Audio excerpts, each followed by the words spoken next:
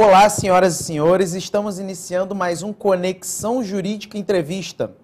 Hoje vamos discutir a temática dos sites de compra coletiva. Para isso, contamos com a participação de 2 civilistas e 2 especialistas no assunto. Temos aqui a participação da professora Maria Cristina de Brito Lima, professora e juíza de Direito do Tribunal de Justiça do Rio de Janeiro, e também do professor Rafael Viola, procurador da Universidade do Estado do Rio de Janeiro e professor da Escola de Direito da Fundação Getúlio Vargas. Muito obrigado, professores, pela presença. Uma honra contar aqui com a colaboração de vocês. Bom, Conexão Jurídica, como vocês sabem, é um programa da parceria entre a FGV Direito Rio e a FGV Online, que tem o propósito de fazer uma discussão justamente sobre temas contemporâneos do direito num espaço virtual de integração. Bom, então vamos já para a nossa primeira pergunta, né? A verdade é que no Brasil o comércio eletrônico, comércio por meio de sites de compra coletiva, por exemplo, teve um boom nos últimos anos, né? Na verdade, o brasileiro ele recebeu muito bem a ideia de compra por meio de sites virtuais e tudo mais. Isso traz desafios, obviamente, né? E vocês, como civilistas, enfrentam no dia a dia de vocês diversos desses desafios. A minha primeira pergunta é justamente sobre isso, né? Diante de um determinado problema, de uma determinada questão que envolve uma compra num site de compra coletiva, qual é o modelo jurídico que se aplica a isso? Pois bem, vamos entender como funciona a questão dos sites de compra coletivos. Em primeiro lugar, a gente sabe que produtos são fabricados, serviços são realizados e essas pessoas, né, ou seja, esses players, essas pessoas, esses fornecedores, eles procuram divulgar, eles precisam de publicidade para levar esses produtos, esses serviços aos consumidores.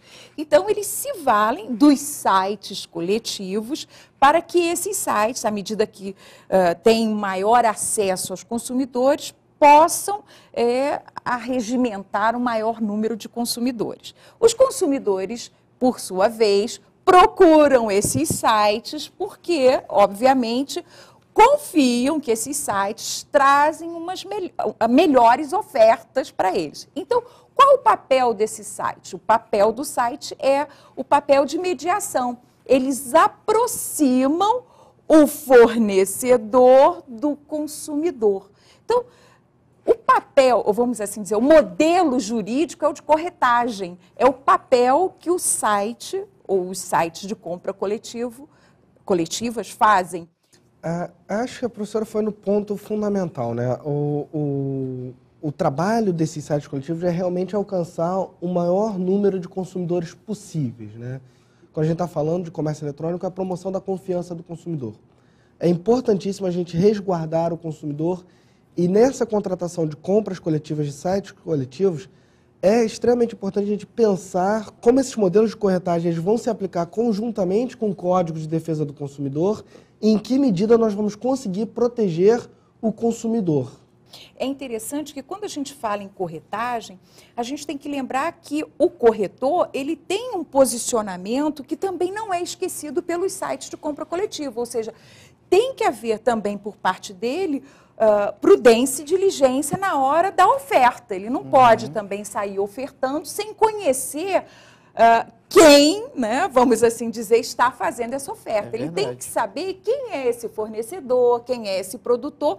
Então, se os consumidores vão nesses sites, é lógico que esses sites de compra coletivo têm que ter, a seu turno, um cuidado, uma diligência maior em saber para quem estão fazendo essa oferta, ou seja, quem é esse produtor, quem é esse fornecedor, é uma diligência prévia, porque senão o consumidor ele cai, né? Cai em armadilhas, vamos assim dizer. E, obviamente, a gente pode ter nesse processo, nessas compras e tudo mais, vícios, defeitos desses produtos que sejam adquiridos, né?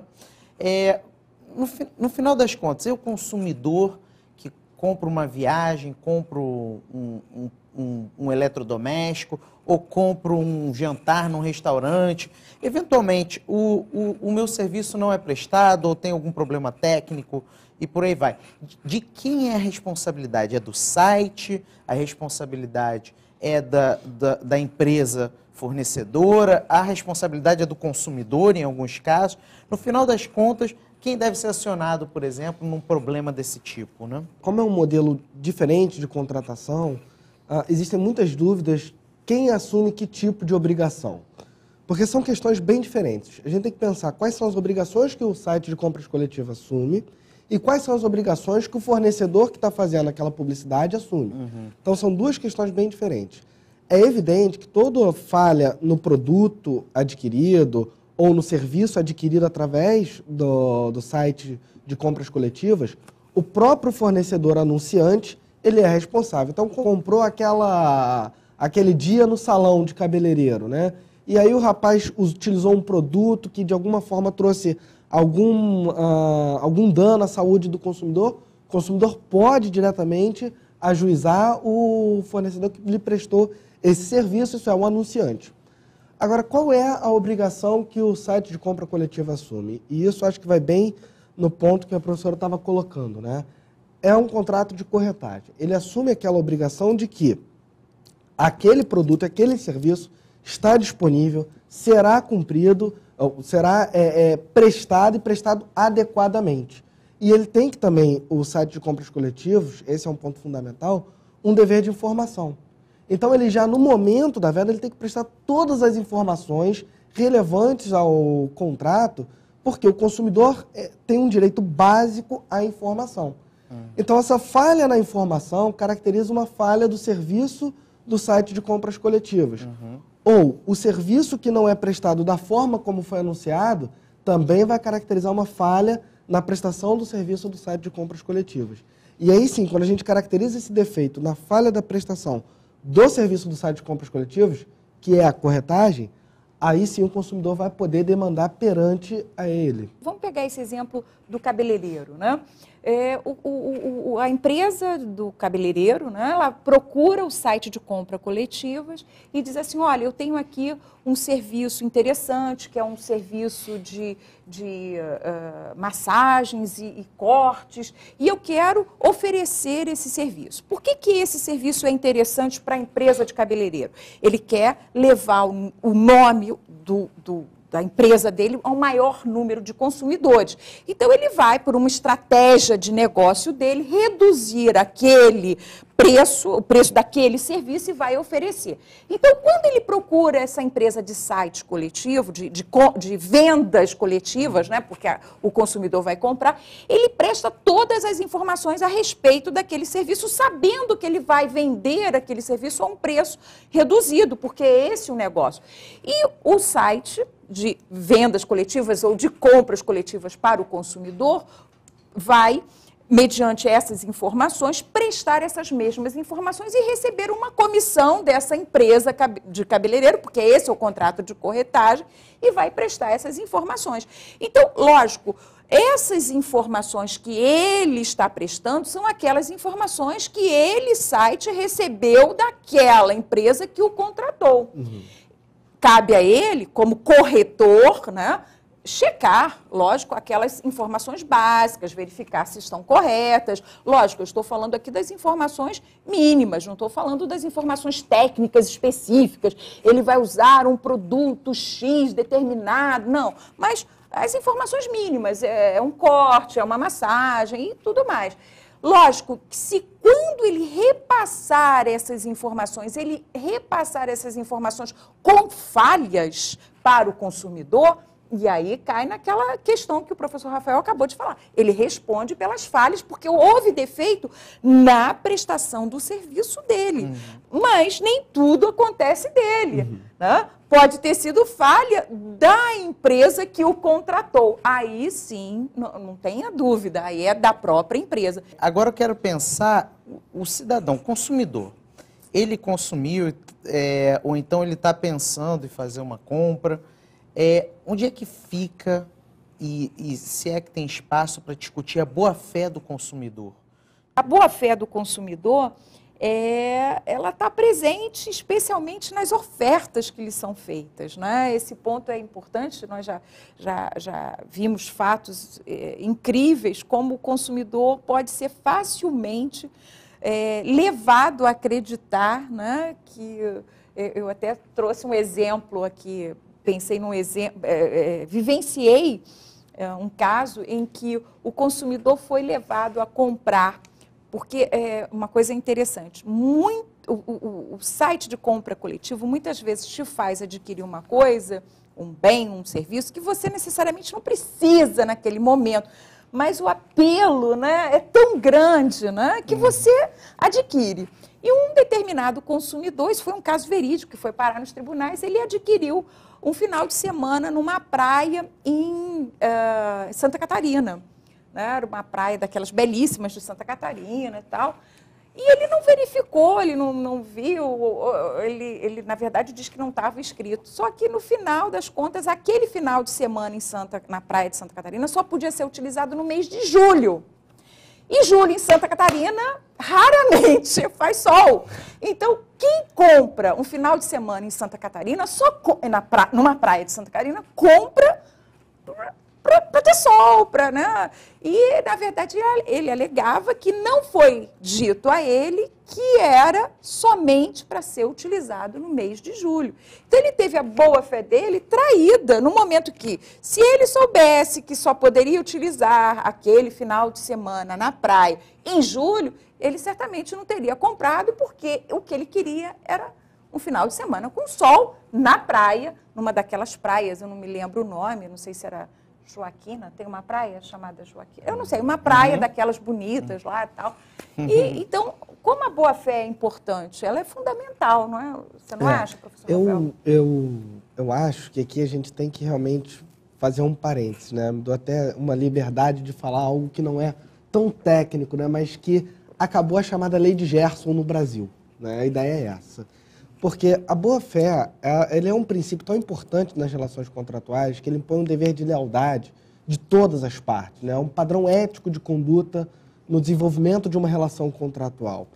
Então, quer dizer, aquela expectativa que é criada no consumidor a partir de uma oferta, a partir de uma informação prestada, essa expectativa ela tem que ser respeitada, ela tem que ser garantida, né? Essa é a ideia da proteção da confiança do consumidor. Eu acho que a grande a vantagem é a gente pensar do ponto de vista do direito de informação e do cumprimento da oferta, né? Quer dizer, se a informação é parcial, a interpretação vai ser favorável ao consumidor obrigatoriamente, né? E o segundo aspecto essas ofertas feitas nos sites de compra coletivo, elas necessariamente vinculam também o fornecedor. Então, o fornecedor ele não pode virar, não, mas aquela oferta ali eu não estava de acordo. Não, mas você tem um contrato de corretagem e o seu corretor, que é um representante, ainda que autônomo seu, ele apresentou aquela informação. Então, essa vinculação, essa oferta, ela é vinculante para o fornecedor. O próprio CDC expressamente prevê isso. Então, a gente tem que pensar nesse modelo diferenciado de contrato. Não necessariamente o que está escrito é o que vale, porque a gente vai ter que pensar a partir da boa-fé.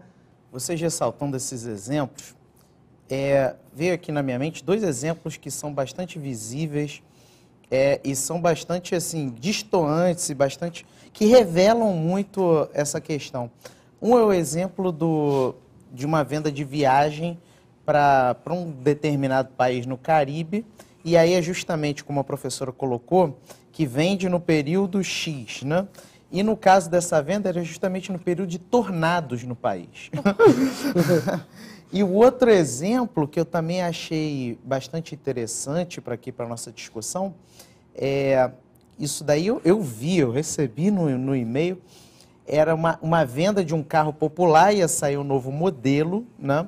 E aí foi feita a venda como compra coletiva pelo valor de R$1.000, o valor do carro era em torno de 30 mil, e aí estava se vendendo por R$1.000. Né? Isso daí traz uma discussão, tanto do tornado, quanto a do carro, quanto a da viagem para Santa Catarina, do cabeleireiro. Traz uma discussão, na verdade, sobre o consumidor, ele em alguma medida não absorve o risco do negócio? Bom, primeiro, quando a oferta é lançada, eu preciso ter um determinado número de consumidores adquirindo aquele produto para realmente garantir aquele super desconto, não é? Bom, então, o primeiro risco, vou assim chamar, ele surge da necessidade de eu alcançar aquele número mínimo, né? Ou pelo menos aquele número que vai garantir a aquisição daquele produto ou daquele serviço por aquele número, se aquele número for alcançado. A questão é, eu não sei, enquanto consumidor, qual é esse número, porque o site não me revela. Então, eu não sei exatamente se ele vendeu aquela quantidade, mas ele chega lá na frente, depois que ele fez a propaganda imensa, depois que ele, na verdade, lançou o nome daquele restaurante para tantas pessoas, os consumidores nutriram ali, ou pelo menos ficaram conhecendo, ou pelo menos tiveram vontade de ir naquele restaurante e disseram, olha, mesmo que eu não consiga comprar, eu vou juntar dinheiro para ir, porque é isso que ele aproveitou e fez ali naquele site, né, aquela vontade daquele consumidor ir. Houve ali mexeu ali com aquele inconsciente daquele consumidor. Isso aí seria já um risco, vamos assim dizer, que o consumidor ele já absorveu. A outra questão, e aí a gente pode pensar, os riscos mais contundentes seriam os riscos que o consumidor fica exposto na medida em que o que será que o faz acreditar num desconto tamanho de um produto a 80% do preço? É lógico que isso aí é uma grande brincadeira de mau gosto que acabam fazendo com o consumidor e o consumidor acaba caindo nisso. Eu acho que isso seria uma brincadeira de mau gosto que o consumidor é exposto a. Eu acho, Felipe, que nesse caso, a professora Maria colocou perfeita a questão, acho que o problema é esse, e que remete a, talvez, eu vou partir do pressuposto que nenhum site, né, pra gente, faria isso de má fé, né? Eu vou fazer de má fé e vou... Vamos pensar num erro, é o erro publicitário, né? E a pergunta é, até que ponto essa publicidade pode vincular ou não pode vincular? Veja, o CDC ele é muito claro, ele diz que toda oferta vincula. Então, essa é a pergunta. Será que uma oferta feita num site coletivo, qualquer oferta vai vincular? E aí eu vou trazer de volta a questão da boa-fé, que me parece que é o caminho a ser traçado. Esse padrão de lealdade também é aplicável ao consumidor. O consumidor também tem que se portar com lealdade. Quando o erro é claramente perceptível, você não cria essa expectativa, essa confiança que a gente tanto fala, ela não é criada no consumidor. Então, nesses casos, parece que a gente pode pensar que a oferta não vai ser vinculante. Mas estamos falando de um erro, é um erro grosseiro, facilmente perceptível pelo consumidor, o que muitas vezes não acontece nos sites de compras coletivas, que estão sempre oferecendo 70%, 80%, 60% de desconto. E aí, quando você vem ele falando 70% de desconto e o preço está lá embaixo, aí a gente pode dizer, não, realmente criou-se a confiança. Então, a gente vai poder forçar o cumprimento dessa oferta junto ao fornecedor. E ele que se entenda com o site de compras coletivas. Agora, me parece que na maioria das situações, esse ônus vai recair justamente sobre o site de compras coletivas.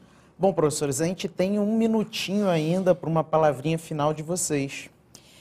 Bom, então, eu vou aproveitar esse minuto para dizer que o site de compra, os sites de compras coletivas são excelentes. Eu acho que nós temos que trabalhar cada vez mais para que eles continuem prestando esse incrível serviço que eles prestam para a sociedade. Agora, eu penso que nós precisamos, sim, regulamentar melhor. Precisamos, sim, de legislação para proteger o consumidor e também para regulamentar a própria atividade de uma forma que traga uma maior confiabilidade. Mas que eles devam, sim, continuar, porque é extremamente agradável você da sua casa adquirir e ter acesso, muitas vezes, a produtos e serviços que você, sem ser através das ofertas que você tem, né, no site, não compraria. Né? Então, esse seria o meu momento final. Eu acho que a professora colocou muito bem, né? Essa ausência de arcabouço jurídico, né, assim, de legislação, ela não pode ser considerada um entrave, ela não pode ser um obstáculo e também não quer dizer que o consumidor não está protegido. Pelo contrário, nós temos um sistema bem protetivo do consumidor, é talvez um dos sistemas mais modernos no mundo e ele está ali para resguardar o consumidor também nos sites de compras coletivos. É importante o serviço que eles prestam porque justamente fomenta a concorrência, reduz o preço, facilita a vida do consumidor. Então a gente não pode condenar esse mecanismo, mas é importante a gente repensar velhos institutos, velhos modelos para essa nova concepção do contrato, que é esse contrato eletrônico, especialmente esses sites de compras coletivas. Bom, professores, eu agradeço muito a participação de vocês, o tema é interessantíssimo, né? É o tema que vai voltar, né? É o tema que não vai sair de debate durante um bom tempo.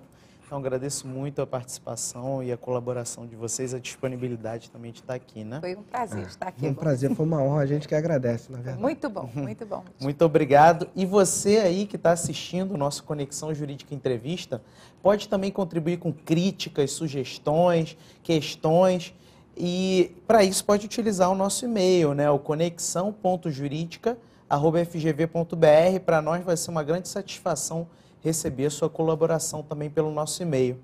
Então, meus amigos, muito obrigado pela audiência, pela participação e a gente se vê na próxima vez para um próximo Conexão Jurídica Entrevista. Um abraço a todos e até a próxima.